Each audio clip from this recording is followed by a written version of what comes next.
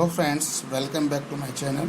Dear friends, आज हम Indian constitution and polity में कुछ एक्ट की बात करेंगे, यानी कि अधिनियम की बात करेंगे। इससे पहले वाला जो वीडियो था उसमें हमने जैसे 1773 का रेगुलेटिंग एक्ट, इसके बाद हमने पीट्स इंडिया एक्ट 1784 का, और फिर 1833 का चार्टर एक्ट के बारे में बहुत डिटेल से अध्ययन कर लिया था। डियर फ्रेंड्स, हम आज 3 एक्ट की फिर बात करेंगे।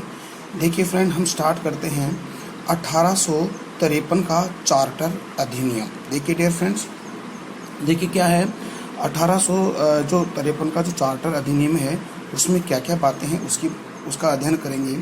देखिए पहली बात तो यह है कि यह अंतिम चार्टर अधिनियम था। ठीक है, ये जो भी एक्ट था, यानी कि जो ब्रिटिश शासन के द्वारा जो बनाया गया जो चार्टर अधिनियम था, ये अंतिम था, यानी कि ये 1853 का चार्टर अधिनियम था। ओके, इस अधिनियम में क्या क्या बातें बताई गई थी या लिखी गई थी, उसकी विशेषताओं के बारे में अध्ययन करने वाले हैं। तो डियर फ्रेंड्स, देखिए गवर्नर जनरल की परिषद में अस्थायी विधि सदस्यों को स्थायी बना दिया गया, यानी कि जो गवर्नर जनरल की जो परिषद थी, उस परिषद के अंदर जो अस्थायी सदस्य थे, ठीक है, अस्थायी सदस्य थे, उन अस्थायी सदस्यों को क्या कर दिया गया, स्थायी बना दिया गया, और उनकी संख्या हो गई 5 हो गई। यानी कि एक तो स्वयं गवर्नर जनरल और 4 अन्य सदस्यों की नियुक्ति की गई। तो 1853 के चार्टर एक्ट में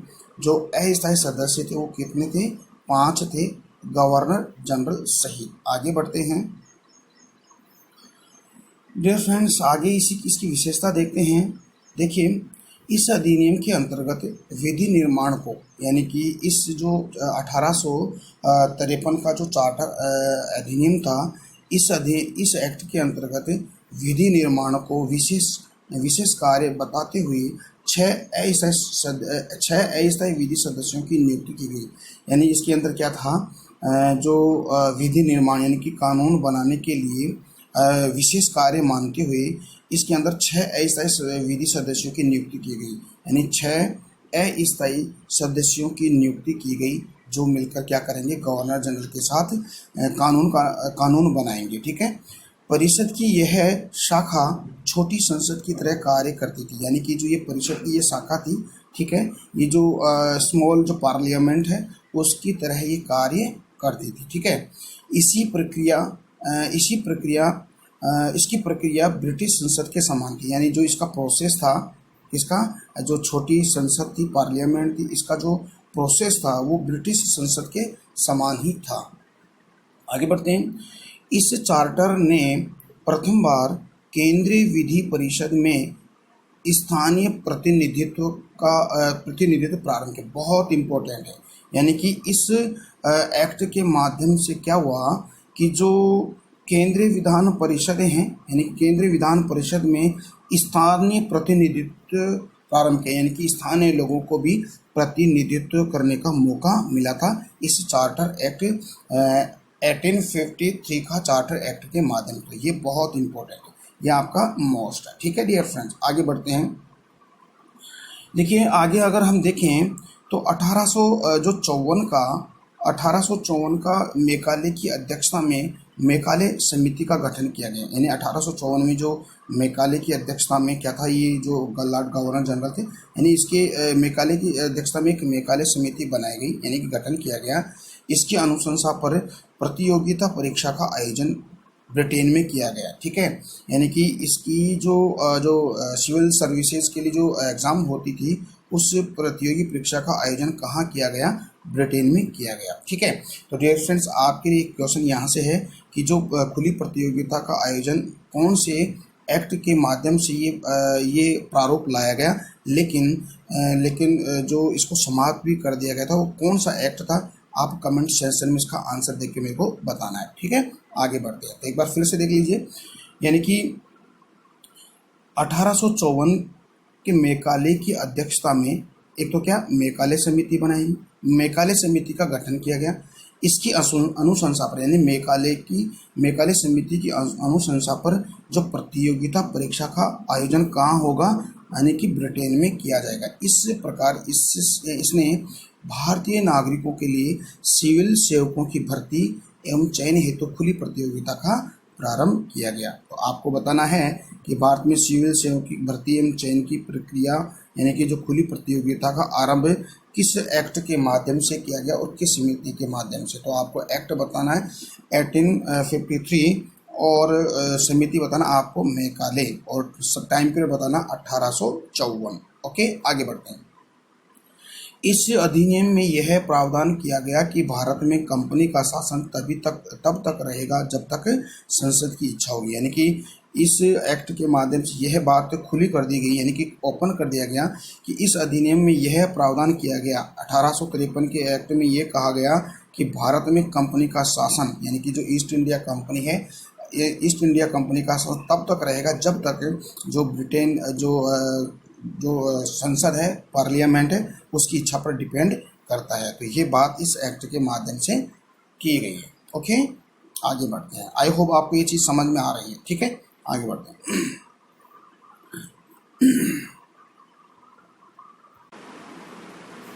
अब देखिए डियर फ्रेंड्स, ताज का शासन यानी कि क्राउन का शासन होता है, यानी कि क्राउन का शासन है, ब्रिटिश सरकार का शासन रहता है 1858 से लेकर 1947 तक, यानी कि जब तक हमारा भारत आज़ाद हो जाता तब तक ये ताज का शासन रहता। तो उसकी बात अपन करेंगे। ठीक है, देखिए 1858 का भारत शासन अधिनियम, सबसे पहले हम 1858 का जो भारत शासन अधिनियम है उसकी हम बात करते हैं। देखिए इसमें क्या क्या बातें होती है। देखिए इस अधिनियम का निर्माण यानी कि 1858 का जो भारत शासन अधिनियम, इसका निर्माण 1857 के विद्रोह के बाद किया गया। यानी कि 1800 यानी कि 1857 का रिवोल्यूशन हुआ था अपने इंडिया में, उसके बाद होता है। इसको यानी कि 1858 के भारत शासन अधिनियम को भारत के शासन को अच्छा बनाने वाला अधिनियम भी कहा गया, यानी कि भारत के शासन को अच्छा बनाने वाला अधिनियम भी कहा गया। इसके द्वारा कंपनी के शासन को खत्म कर दिया गया तथा प्रत्येक क्षेत्र में ब्रिटिश राजशाही का अधिकार हो गया। ठीक है, सॉरी, देखिए इसमें क्या है कि आप इसको दोबारा से एक बार दोबारा से पढ़िए इसको। इस अधिनियम का निर्माण 1857 के विद्रोह के बाद किया गया। क्यों किया गया? क्योंकि कंपनी के माध्यम से भारतीय किसानों का और विभिन्न जो रियासतों के जो किसान उनका आर्थिक शोषण किया, टैक्स लगाया, और इसके माध्यम से जो भारतीय जो जनता है यानी कि ब्रिटिश जो ईस्ट इंडिया कंपनी है, इसके शासन से क्या रुष्ट हो चुकी थी। इसीलिए अपने को मजबूत करने के लिए एक अलग से क्या अधिनियम बनाया, यानी इसको हम भारत शासन अधिनियम 1858 का कहा गया। ये क्या है कि ये भारत में एक अलग से भारत के शासन को अच्छा बनाने वाला अधिनियम कहा गया। ठीक है, यानी कि यहाँ पर एक चक्रियों और डाल दिया ब्रिटिश ताज के माध्यम से। अब यहाँ पर भारत के प्रत्येक क्षेत्रों पर क्या होगा, ब्रिटिश राजशाही का अधिकार हो जाएगा। ठीक है, देखते हैं इसकी विशेषताओं की बात करते हैं। देखिए क्या क्या विशेषताएं सॉरी भारत का गवर्नर जनरल पद को समाप्त, यानी कि इस ताज यानी कि क्राउन के माध्यम से भारत का गवर्नर जनरल पद को समाप्त, उसकी जगह भारत का वायसराय जो ब्रिटिश ताज का प्रत्यक्ष प्रतिनिधि है, यानी कि गवर्नर जनरल के पद को तो उसको समाप्त कर दिया गया और उस गवर्नर जनरल के पद के स्थान पर वायसराय का पद सृजित किया गया, जो सीधा ब्रिटिश ताज का प्रत्यक्ष प्रतिनिधि होगा। जो हमारे अब आगे देखिए लॉर्ड कैनिंग प्रथम वायसराय थे। ठीक है, तो आपको इसको ध्यान रखिए। देखिए यहाँ से क्वेश्चन बनता है कि भारत का अंतिम गवर्नर जनरल, क्योंकि अंतिम तो लॉर्ड कैनिंग ही थे और इसी के समय में इस गवर्नर जनरल के पद को समाप्त करते हुए भारत का प्रथम वायसराय यानी कि वायसराय पद को सृजित किया गया।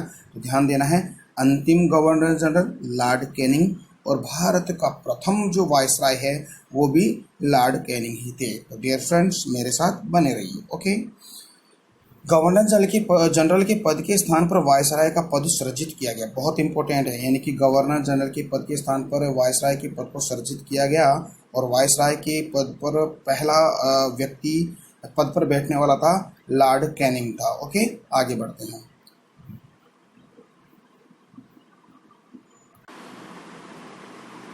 देखिए डियर फ्रेंड्स, इस अधिनियम के द्वारा निदेशक कोर्ट, ओके, और नियंत्रण बोर्ड ऑफ कंट्रोल यानी कि नियंत्रण बोर्डों को समाप्त किया गया। ठीक है, तो इस अधिनियम के द्वारा जो 1853 का जो अधिनियम था, इसके द्वारा एक तो निदेशक कोर्ट को समाप्त किया गया और नियंत्रण बोर्ड को भी समाप्त कर दिया गया। इस प्रकार भारत में द्वैध शासन समाप्त कर दिया गया। ओके, यानी कि जैसे ही नियंत्रण बोर्ड, बोर्ड ऑफ कंट्रोल और निदेशक कोर्ट को समाप्त करने के पश्चात क्या होता है कि भारत में द्वैध शासन प्रणाली समाप्त हो जाती है। तो डियर फ्रेंड्स, यहाँ से एक क्वेश्चन और आपके लिए है। देखिए, कौन से एक्ट के माध्यम से भारत में द्वैध शासन प्रणाली लागू की है, बहुत इंपॉर्टेंट है। तो डियर फ्रेंड्स, आप इसका आंसर मेरे को कमेंट सेक्शन में देना ही पड़ेगा।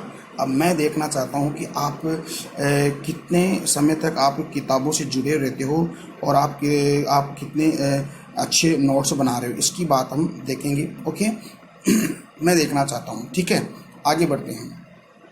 ब्रिटेन में भारतीय शासन के संचालन के लिए भारत सचिव यानी कि ब्रिटेन के अंदर ही भारत के शासन को संचालित करने के लिए भारत सचिव यानी कि भारत मंत्री यानी कि secretary of state for India नामक पद का गठन किया गया। तो एक नए पद का सृजन किया गया यानी कि secretary of state for India, Bharat सचिव, यानी इसको भारत मंत्री कहा गया है, जो इंग्लैंड के अंदर ही क्या करेगा, वो बैठेगा और इंग्लैंड में बैठते हुए भारत के विभिन्न जो मामले उनको देखेगा। ठीक है, यह ब्रिटिश मंत्रिमंडल का सदस्य होगा, यानी कि ये किसका सदस्य होगा, जो ब्रिटिश मंत्रिमंडल है इसका सदस्य रहेगा, तथा इसे भारत मंत्री भी कहा जाता था। यानी कि ये जो ब्रिटेन में इसको क्या कहा जाता था, भारत मंत्री कहा जाता। तो आपको ध्यान देना है ये बात का। ओके, भारत मंत्री को सहयोग देने के लिए यानी कि जो secretary of state for India यानी कि भारत सचिव यानी कि भारत मंत्री है, इसकी सहायता के लिए, इसका सहयोग के लिए 15 सदस्यीय भारत परिषद का प्रावधान किया गया। यानी कि 15 सदस्यों की एक भारत परिषद का गठन किया गया। इस परिषद के लिए एक प्रशासनिक भवन बनाया गया, यानी कि इस परिषद के लिए ब्रिटेन में एक प्रशासनिक भवन बनाया गया, जिसको क्या कहा गया, हाउस ऑफ इंडिया यानी कि इंडिया हाउस कहा गया। इसको क्या कहा गया है, इंडिया हाउस कहा गया है। तो डियर फ्रेंड्स, ये भी बहुत इंपॉर्टेंट है, जो कहाँ पे था, इंग्लैंड में था। कहाँ पे था, इंग्लैंड में था। ठीक है, आगे बढ़ते हैं। इसके पश्चात अगला जो एक्ट है, अधिनियम है, उसकी बात अगर हम करें तो ये अधिनियम था 1861 का भारत परिषद अधिनियम। इसकी क्या क्या विशेषता है, इसको हम देख लेते हैं। देखिए, 1857 की क्रांति के बाद ब्रिटिश सरकार को भारत में शासन करने के लिए भारतीयों की आवश्यकता महसूस हुई। यानी कि आपको पता है 1857 का जो रिवॉल्यूशन हुआ है, हमारे भारत में क्रांति हुई है। इसके पश्चात ब्रिटेन यानी कि ब्रिटिश सरकार को लगा कि अगर हम भारत में शासन करना चाहेंगे तो हम भारतीयों का सहयोग यानी भारतीयों की सहयोग की आवश्यकता पड़ेगी। तो उन्होंने क्या किया कि उनके लिए अलग अलग पद सृजित कर दिए गए। लेकिन ध्यान दीजिए कि जो ऊंचे पद है, ऊंचे पदों पर उनको पद पर नहीं बिठाया जाता, यानी छोटे मोटे जो पद थे उन पर उनको बिठाया जाता था, तो उनका सहयोग करना प्रारंभ कर लिए। इस कारण अब यहाँ से कुछ एक्ट बने हैं। देखिए, एक तो 1861 का एक्ट बना है जो अभी पढ़ रहे हैं। ओके, इसके पश्चात 1892 का, एक 1919 का अधिनियम पारित किए गए। एक बार फिर से सुनिए दोबारा से।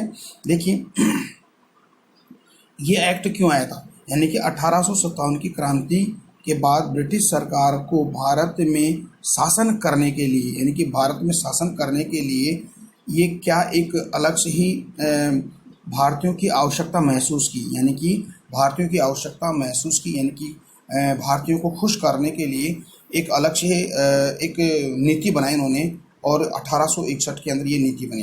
इस कारण उन्होंने 1861 का एक्ट बनाया, 1892 का और 1919 का अधिनियम पारित किया।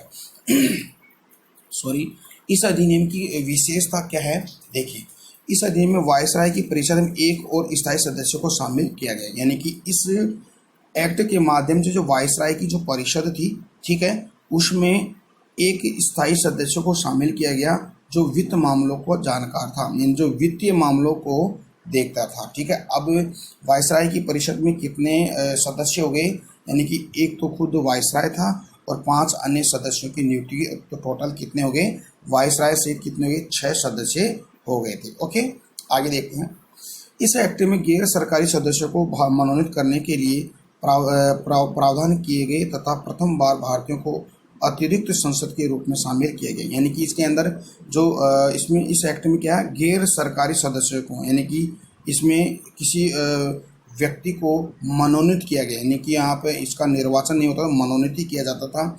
यानी कि गैर सरकारी सदस्यों को जो प्राइवेट सेक्टर से हो मनोनीत करने के लिए प्रावधान किया गया और इसमें प्रथम बार भारतीयों को क्या किया गया, इसमें शामिल किया गया। तो इसमें कितने सदस्य हो सकते थे, यानी कि न्यूनतम तो 6 और अधिकतम 12 सदस्य हो सकते थे जो गैर सरकारी सदस्य थे। ठीक है, आगे बढ़ते हैं।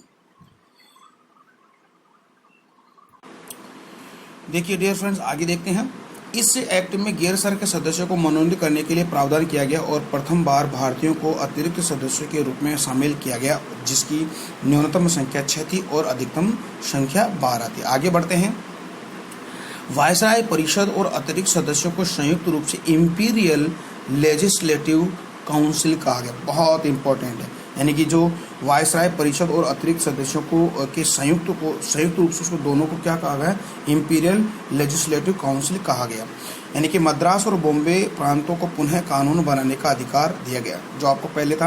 यानी कि ये जो 3 प्रेसिडेंसी थी, एक तो कलकत्ता प्रेसिडेंसी, मद्रास प्रेसिडेंसी और बॉम्बे प्रेसिडेंसी। इसमें सबसे बड़ी प्रेसिडेंसी थी जो बंगाल प्रेसिडेंसी थी, यानी कि इसके अंडर में मद्रास और बॉम्बे प्रेसिडेंसी काम करती थी। लेकिन इस एक्ट के माध्यम से इन दोनों मद्रास और बॉम्बे प्रेसिडेंसी को कानून बनाने का अधिकार दे दिया गया था। तो वो कौन से एक्ट में था, 1861 के एक्ट में इसको दिया गया।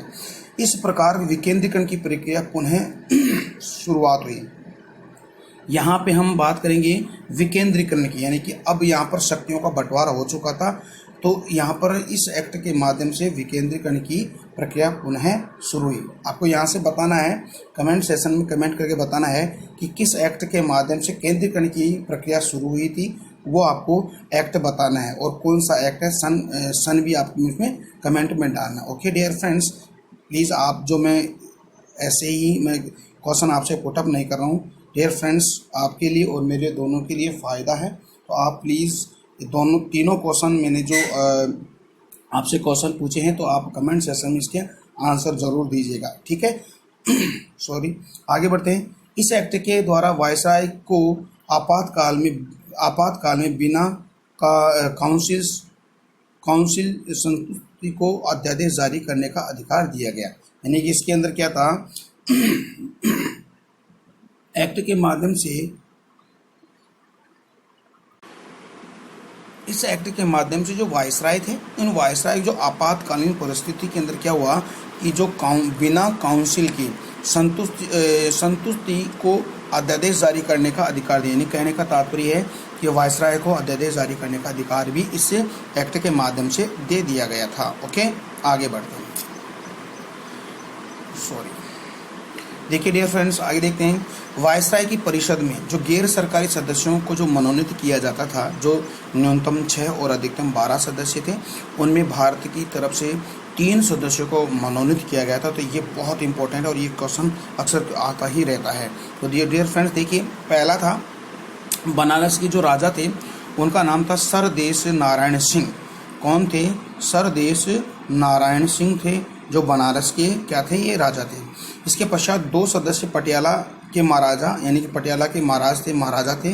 देखिए, एक तो नरेंद्र सिंह थे और एक सर दिनकर राव थे। तो डियर फ्रेंड्स, ये तीनों आपको याद करने हैं। ठीक है, एक तो सरदेश नारायण सिंह, नरेंद्र सिंह और सर दिनकर राव जी थे। सरदेश नारायण सिंह तो बनारस से थे और नरेंद्र सिंह और सर दिनकर राव थे, ये पटियाला से थे। ये तीनों, इनको नियुक्त या निर्वाचन किया, इनको सिर्फ मनोनीत किया गया था। तो डियर फ्रेंड्स, आज का हमारा जो टॉपिक आपको कैसा लगा, और अगर आपको अच्छा लगा है तो प्लीज़ आप अपने टीके स्टडी क्लासेस चैनल को अपने दोस्तों में इसके लिंक को शेयर कीजिए और इनको सब्सक्राइब कीजिए, और जो सब्सक्राइब करने के पश्चात जो बेल आइकन आता है उसको प्रेस कीजिए, ताकि जो भी मैं यहाँ से एक नया वीडियो अपलोड करूँ तो आपके पास इसकी सूचना तुरंत पहुंच जाएगी। अगले टॉपिक में फिर से हम आपसे मुलाकात होगी। तब तक के लिए आपसे मैं इजाज़त लेना चाहता हूँ। थैंक यू, धन्यवाद। जय हिंद, जय भारत।